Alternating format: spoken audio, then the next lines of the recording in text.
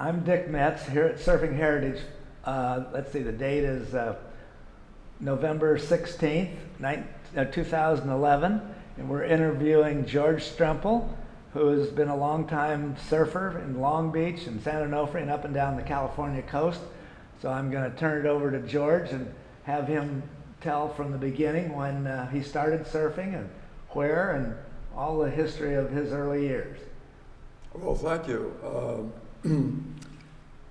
I guess it really started when my uncle would take me down to Paddleboard Cove in Palos Verdes and watch the surfers surf. He was fascinated with that idea, and I got hooked on the same bug, I guess. And I was probably about 8 years old then.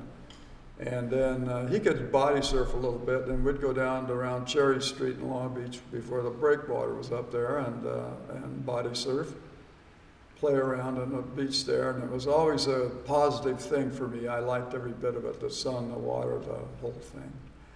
But then later on, probably about 1941, I lived in near Anaheim, and I could hitchhike down to the Huntington Beach Pier and body surf there. In those days, you could jump off the pier. And swim fins came out about 1939, so if you had the fins and you could jump off the pier and you could swim, you could body surf, you could enjoy all the things that went on down there. But during that time, there were a group of older guys that were riding 100-pound boards there through the pier, shooting the pier, and that was fascinating for a teenager. And we couldn't really understand how they did it. It was really a daring stunt. But the guys that I remember that were the surfer guys in those days was Art Beard, he was a Santa Ana guy, and a guy they called Buckwheat. I didn't know his full name, his real name. But the main hot shot guy down there was a guy that was called Hot Rod Dunn. He was the guy with the most daring shots through the pier and most bravado. And but anyway, that went on, and you could buy a belly board at the lumber yard for 35 cents, and you'd take it home and varnish it. And a lot of belly board riders out there. Body surfing and belly boards were the big deal, and not that many surfboard riders. George, do you remember when I was a kid at Laguna, instead of belly boards, we used a sheet or a pillowcase, Yeah. and we'd run down the beach, fill it up with air, tie it off, and surf on those. Did they do that at Huntington Beach at They that sure time? did. We jumped off the pier with them. But the problem was when you splashed in the water, most of the air was come blowing out. out of the thing. No, pillowcase riding was a big deal for a long time. Well, that's interesting. Now, was Blackie August surfing then when you were down there in the early years? Not then. He was there later. Blackie came about probably after the war, probably in the 50s is when I first met Blackie there. Uh-huh. Robert was a toddler. Robert was 2 or 3 years old. Yeah, he was just a little kid. I remember Blackie had that van that he would be up and down the coast in. Yeah. And camp out, and Robert was just be a little kid there in the van half the time. Yeah, Blackie surfed a lot at the Cove that I mentioned before. And Now, when did you get your first surfboard?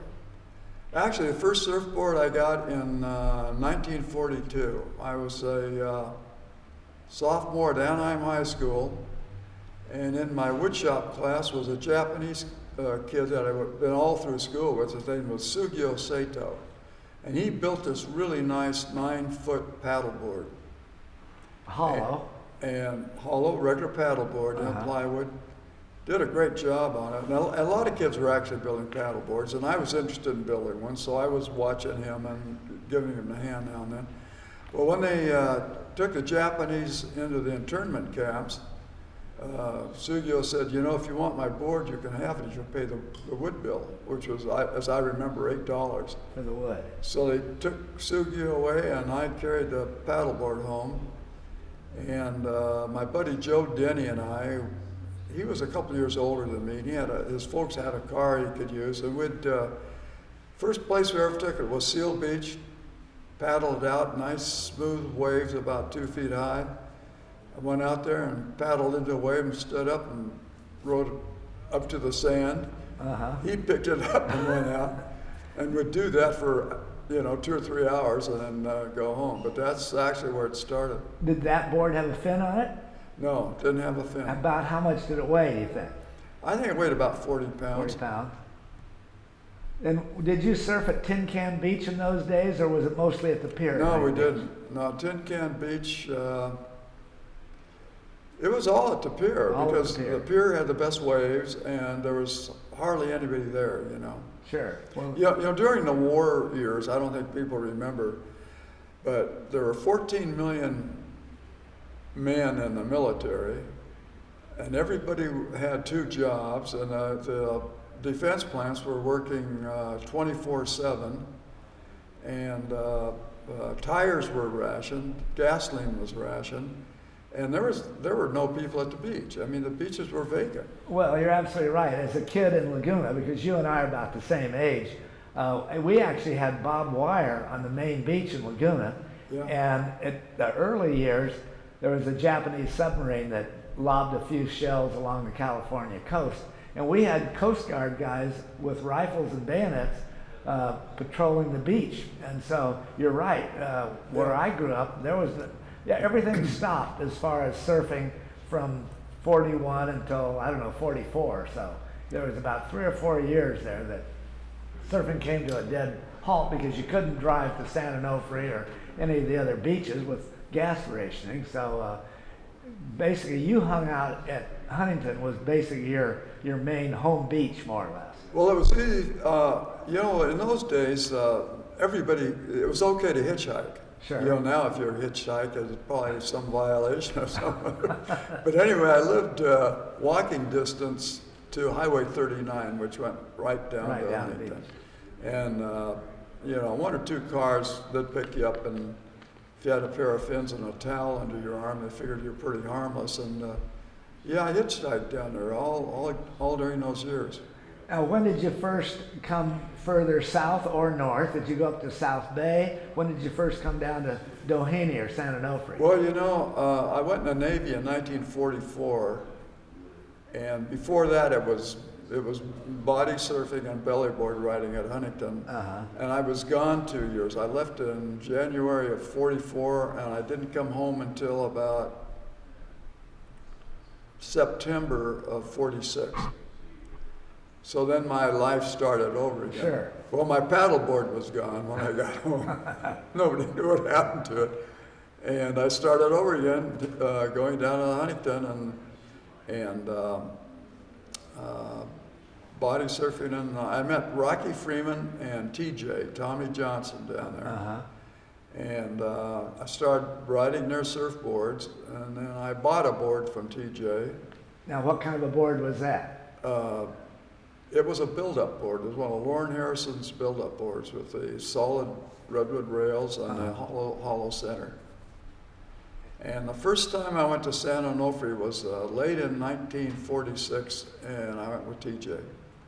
Okay. And some of the old, in 1946, the vets coming home camped down there. Sure. And they lived there full time.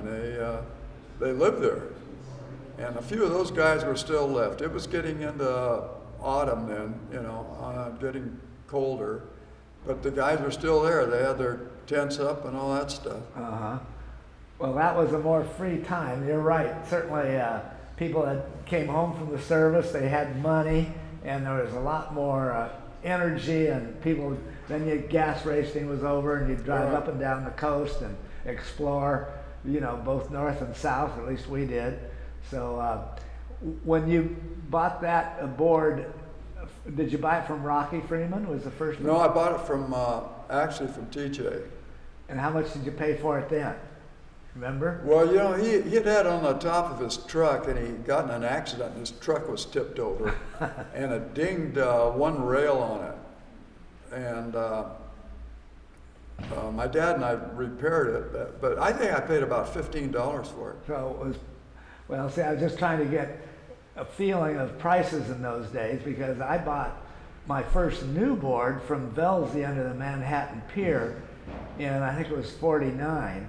And that I paid $40 for a brand new balsa board.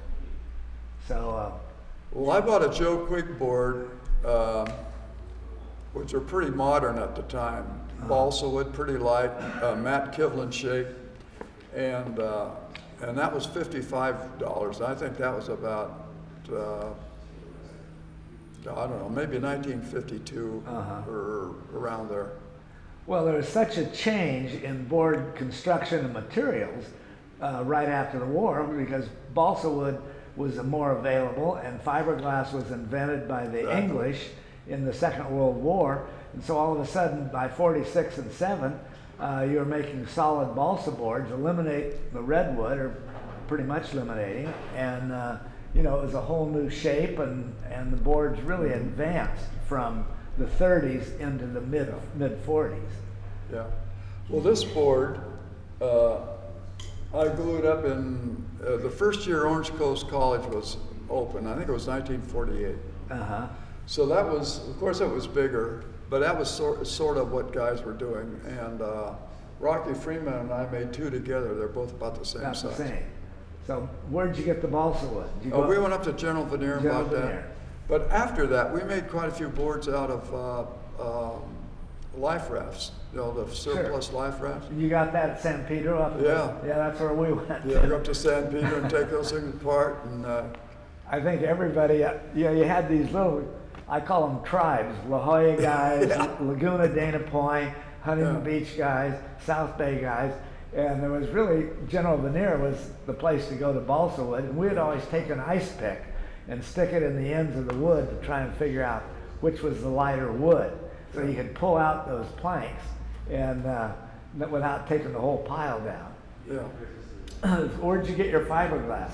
In Redwood? Is somewhere in LA called Thalco. Valco. Yeah, you had to drive up there and And were you making them then at that time at Huntington Beach? Were you at Rocky's house or under the pier? yeah, we were mostly at Rocky's house. His mom had a double garage and she let us work in there. We had sawhorses and all kinds of stuff. And So you were actually making them and selling them then? oh no, not then. No. Not then. Well, we'd sell them after we used them a while, but we're trying to get better and better boards. You know, just Sure. playing around with them. And gosh, what was some of the breakthroughs?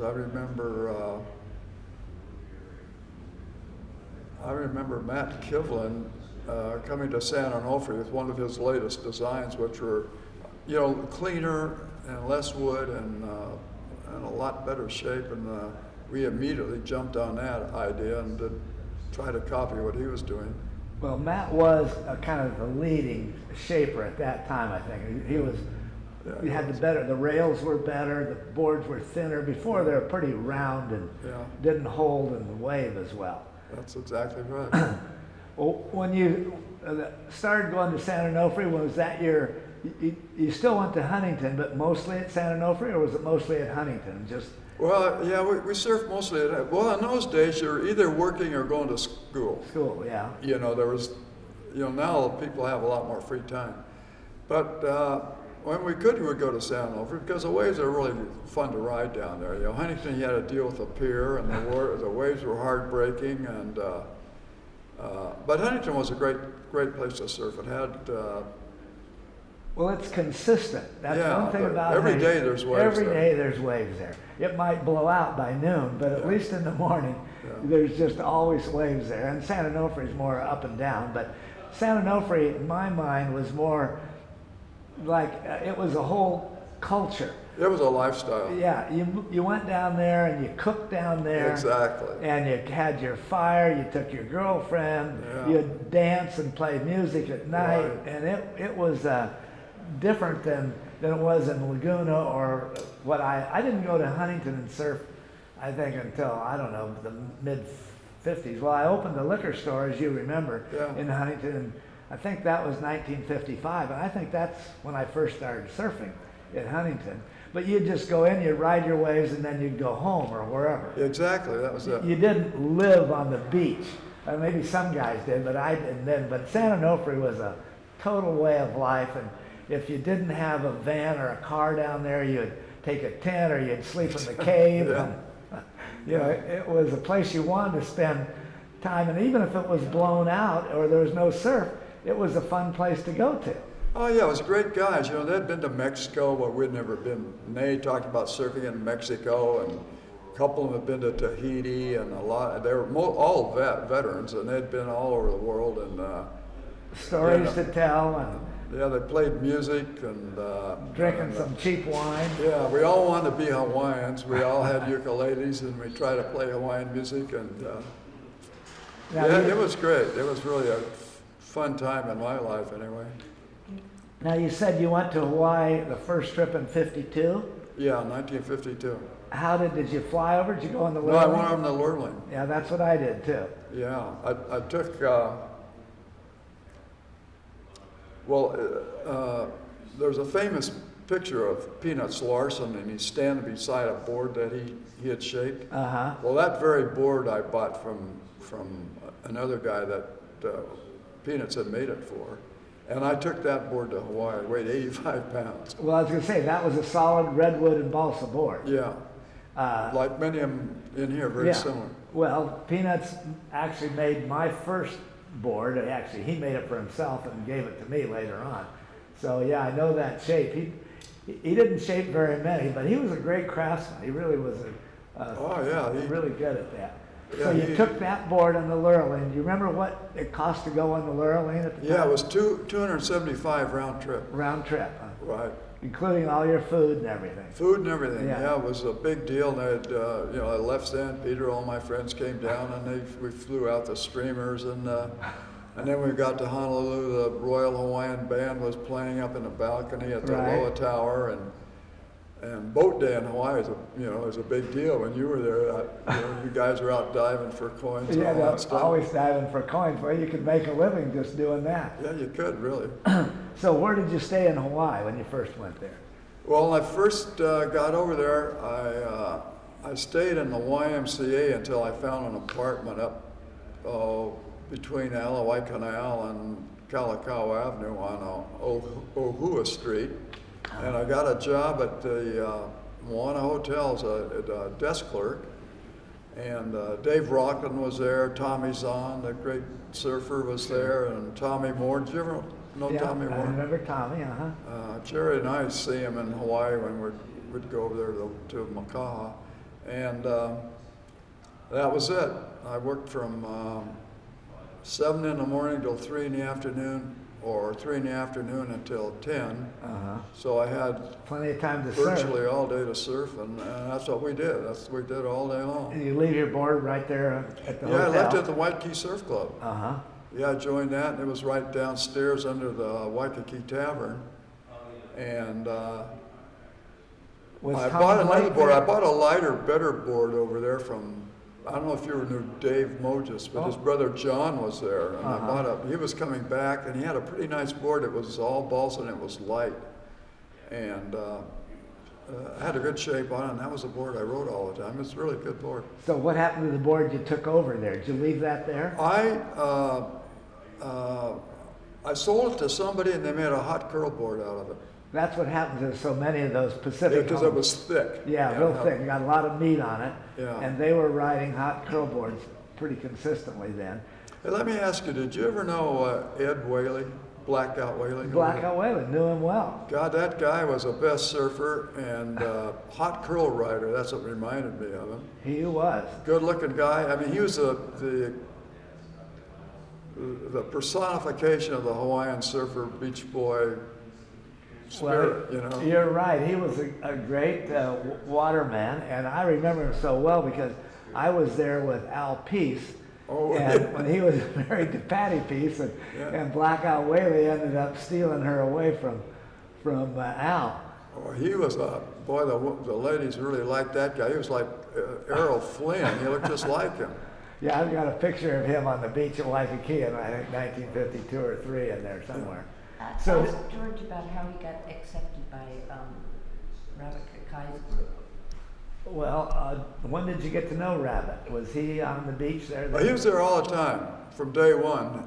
He was out there, and I finally got, I won't say they were standoffish, but they weren't particularly interested in another Howley coming over there and surfing. But No, he was always on the beach there surfing, and his brother Samson, I knew him, and also Jamma, Jamma, his other brother. Now, did you spend time on the North Shore or Makaha then, or was it all Waikiki? Makaha, I never, you know, Woody Brown and Billy, what was his name? They got drowned up there in the big waves. Dickie Cross. Dickie Cross. You know, the guys were a little bit, nobody was surfing up there. No one had surfed, really surfed, well, they were starting to surf Sunset. But Makaha was the place everybody went. That was the big wave spot if you want to ride big waves. So how long did you stay in Hawaii on that trip? You went I was over? there almost all year. I got there in February and I left in about October. So basically you lived in Waikiki but would drive out to Waianae Yeah. and we surf would. out there on different days. Did you go to Yokohama Bay? Yokohama, I never went to Yokohama Bay until later. I went back to Hawaii in 1962, 10 years later, and we surfed Yokohama Bay a lot. I was there for 2 months and that place broke. And Buzzy Trent and I'd go up there every time we got a chance. Yeah, Yokohama. Nobody up there. Nobody ever there. It was a great little wave. That was, really was. In fact, Jerry and I would walk up there, you know, would park, well, we'd go up to the end of the road and walk up to Kaina Point. But we stopped there at Yokohama Bay. That's in the last 5 years. And it's perfect wave. It's about 6 feet. And I couldn't believe I actually rode that same wave with impunity. I mean, it was hard to believe. And I talked to the lifeguard and I said, "Has that wave changed out there?" He says, "No, it's been that. It's the same bottom and the same wind and the same water." Well, it is a great spot. Nobody ever surfed there. Of course, in those early years, there wasn't many guys. I used to surf Makaha with maybe 2 other guys. I mean, right. There'd be nobody out. And you're right, the North Shore, we would drive over there, but the boards, the fins weren't, you know, the boards weren't shaped right, the fins weren't right. No. And Sunset, you'd ride Haleiwa. We did surf at Haleiwa a fair amount, but, and Chun's Reef, which Greg Knoll wanted to call Greg Knoll's Reef. Yeah. But that always has turned into Chun's Reef. But you know, nobody rode the Pipeline or Waimea or any of those places. Just the equipment wouldn't do it. Yeah, you know, Woody Brown liked to ride Ala Moana, and nobody else wanted to go there around. But I'd go with him once in a while, and that was a really hot wave. Yeah, Ala Moana was perpendicular wave, and but it was fun to ride. And there's nobody hardly ever there surfing. I mean, well, in those early years, there was no crowds anywhere, so there was no really reason to go very far away because you weren't pushed that way. When I was there, gosh, we'd surf Queens all the time. It was easy and right in front, and there'd maybe be 4 or 5 guys out. And when I went over, I took my Matt Kivlin board over, solid balsa, and the Hawaiians were still riding pretty much the hot curls. So they really were friendly, Rabbit and Jama and Squirrely and Blackout and Wada. I can think of all those guys. Wada, yeah, I remember that. And they wanted to use our board. So they call them Malibu boards. Yeah, Malibu chips, and that's what was happening. So we became pretty good friends with them just because they wanted to use the boards, and we were willing to let them use them because we wanted to get in with the. In those days, there were no haole girls there. You had to take out Hawaiian gals, and you didn't want Hawaiian beating you up every time you try and get a date. So we got to be pretty close friends with him. But was Walter in the Navy when you were over there? Walter was there, yeah. In fact, Walter and I roomed together in the apartment that I kept up there. Grubby was there too. I miss Grubby. He was there a little bit later, I think. Yeah, because he was stationed at Schofield, but Walter and all of us lived on Liliuokalani, 217 Liliuokalani, just a block off Kalakaua and Waikiki. Yeah. And there was, Moses was there part of the time, and Walter and Grubby, and a guy named Johnny Johnson was in the Navy. And then there was Al Weimers from Santa Cruz. You remember that? Oh, yeah, I remember Al. And he was there. And yeah, there was a group of haoles, and we'd all hang out there by the Waikiki Surf Club. Was Tom Blake there when you were there? Tom Blake was there, but he was sort of a recluse. Yeah. I think he was actually living on a boat down at Alamoana Harbor, and he wasn't surfing around much then. I think he had sort of dropped out of surfing. No, people were talking about the famous Tarzan Smith was there, you know, the guy that paddled at every island and twice, and still big Tarzan guy. And he was riding a Australian surf ski. Surf ski. In fact, while I was there, Waikiki got huge. It was breaking out at castles and steamer and all that. And he rode his surf ski all the way in from way the hell out there somewhere. Yeah, you are out in the middle of the steamer's lane when you take off. Steamer's lane, and Walt Hoffman got a ride out there one day and rode it all the way to the beach. And that's, of course, that's a mile ride of it. Where Duke rode, hooked up with all the other surf spots in between. Right. You take off out there, and when it's that big, if you play it right, you can zig into Kunas and with all the rest of them and get all the way to Queens. It is a long ride if you can work it out that way. You know, talking about surfboards, before I was there, Matt Kivlin was there. And he shaped, you know, the Malibu boards, the ones that were there, it's the ones he shaped. Well, he shaped a balsa wood hot curl board that was probably about 10 feet, had the classic shape. And a friend of mine, a Hawaiian guy, I can't remember his name, kept it at the Waikiki Surf Club. And he had let me use it. And finally, he just let me use it when I was under. He never came down. But that was a real experience riding that thing. And so did you get pretty good on the hot curl? I actually got pretty good with it, but I took a beating getting there. Well, with that V bottom, you know, no fin, you got, it really is a different technique. Oh yeah, you spin the thing out to turn it actually, you know, one direction. Right. But caught a lot of waves, and it was light. The thing only weighed about 35 pounds. Well, it would go fast. It was just God, hard as hell to turn them. That's all. You'd paddle in the direction, you know, get on the angle that you wanted to take, because you knew you weren't going to be able to do a bottom turn or anything on that.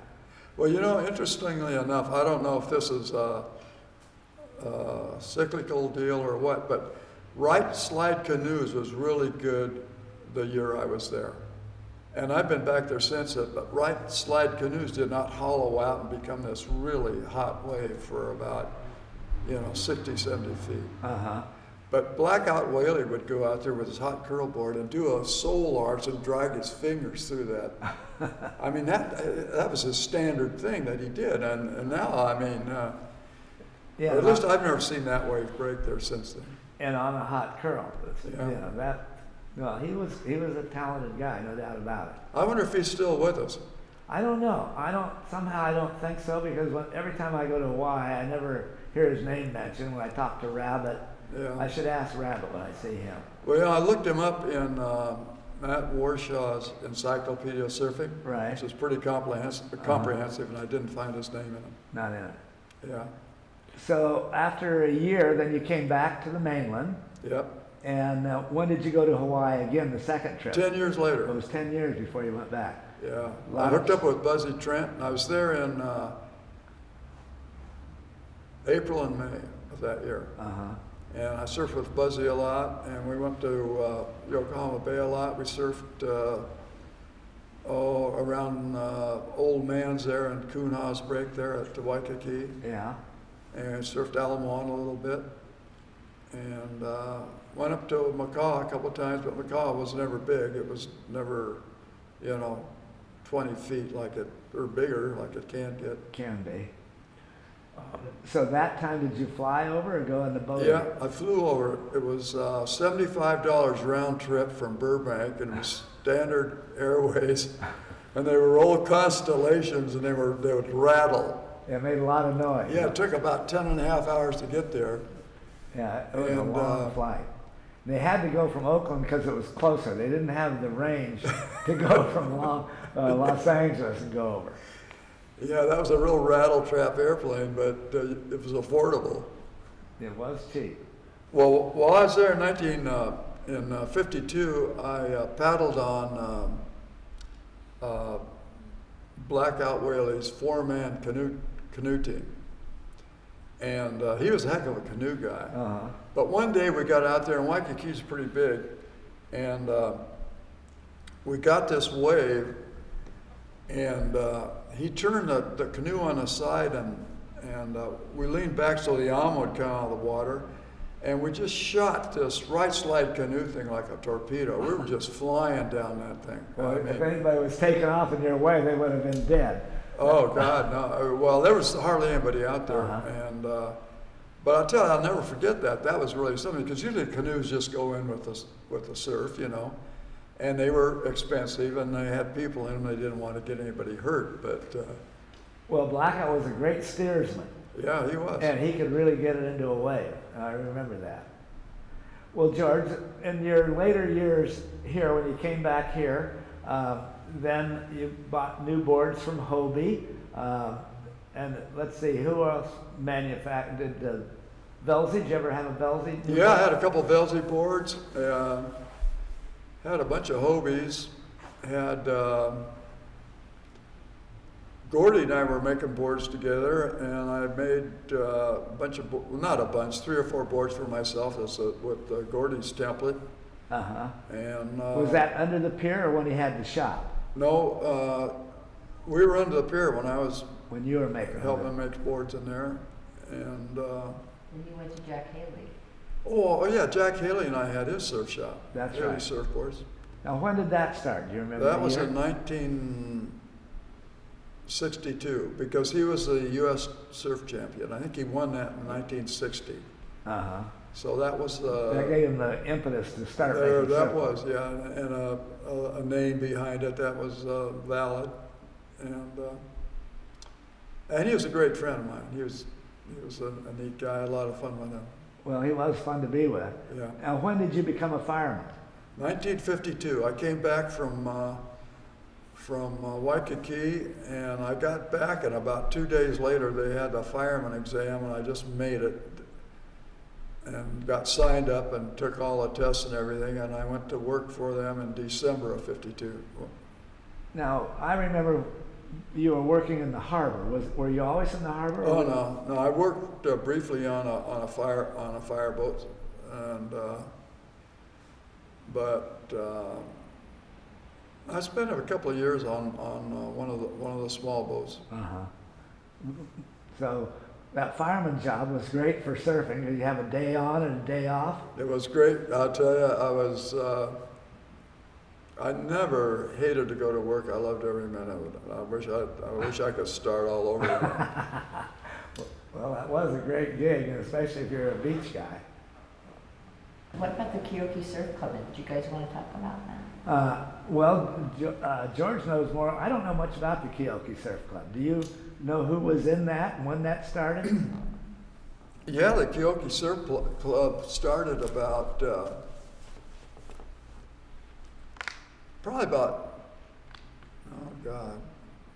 probably about 48. And at the end of the Huntington Beach Pier, almost under the Coast Highway, there was a pretty big room there, about the size of a double car garage. And Rocky finagled that from the lifeguard department, because he was a lifeguard and they didn't use that. Uh-huh. So we call it Keoki Surf Club, and Rocky wrote it up on the wall there in rope, and we varnished the front end of it, which is wood, and we kept our boards in there and whatever we wanted to, and just not very many guys belonged. It was sort of a secret deal, I guess. So can you name any of the guys that were besides you and Rocky? Well, it was Harlow Labarde. Labarde, and Frank Sorelli. Dean Ashbrook was a Long Beach guy. Uh-huh. Bud Swift was a Huntington Beach guy. Bob Knisely, Huntington Beach guy. Bob Hoyt, Huntington Beach guy. And Don Stewart was in there briefly. Oh gosh. So then that just, how long did that last? Not very long. It was only about 2 or 3 years, and the city found out about it, and it was Shut it down, kind of. unfair to Well, for us because to have it. the Huntington Beach Surf Club then kind of followed after that at some point. Yeah, that came along quite a bit later.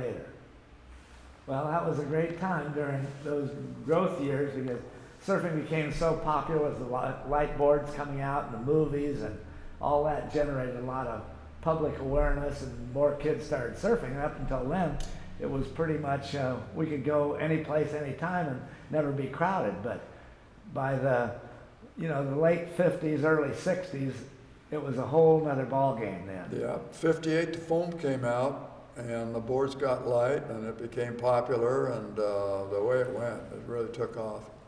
How has surfing impacted your life? Oh, how it impacted my life? Well, it's